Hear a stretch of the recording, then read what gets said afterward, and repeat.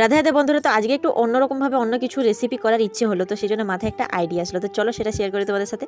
তো সবার প্রথমে আমাদেরকে একটা চিপস করার মেশিন, 4টে আলু, কয়েকটা কাঠি লাগবে। এরপরে আমি আলুগুলোকে ভালো করে ধুয়ে চুলে আর চিপস করে নিলাম। অ্যান্ড এটাকে ভালোভাবে একবার পরিষ্কার হয়ে যায় জলটা, ওইভাবে ধুয়ে নেবো। তারপরে টিস্যু পেপার দিয়ে মুছে নেবো, কারণ শুকনো করার মতো জায়গা ছিল না সেরকম। সেই জন্য চিপসগুলোকে ভালোভাবে টিস্যু পেপার দিয়ে মুছে নিলাম, জলটা যাতে একবার শুকিয়ে যায় সেই জন্য। তারপরে একটা বাটি নিয়েছি, বাটিতে আমি কর্নফ্লাওয়ার, হলুদ, জিরে গুঁড়ো, লঙ্কার গুঁড়ো আর নুন দিয়ে ভালোভাবে ব্যাটারটাকে মিক্স করে নিলাম। এবার চিপসগুলো যেগুলো করে রেখেছিলাম ওগুলোর মধ্যে আমি ভালোভাবে যে ব্যাটারটা করে রেখেছি ওটা দিয়ে, আর দুটো চিপসকে একসাথে রোল করে আর একটা কাঠি বা তোমরা টুথপিক ইউজ করতে পারো দিয়ে, তারপরে এই যে হয়ে গেল আমাদের রেডি। তো চলো চটপট করে এগুলো সবগুলো করে নিই।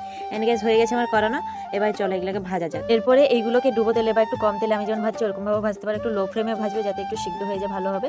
এন্ড গ্যাস সবগুলো হয়ে গেছে। এরপরে এটার মধ্যে বিট নুন বা চাট মশলা দিয়ে সার্ভ করো। কারা কারা এই রেসিপিটা জানো তারা অবশ্যই জানাবে, আর যারা জানো না তারা অবশ্যই রেসিপিটা ট্রাই করো। তো চলো আজকের মতো এখানে শেষ করলাম। কেমন লাগলো ভিডিওটা অবশ্যই জানো। টাটা।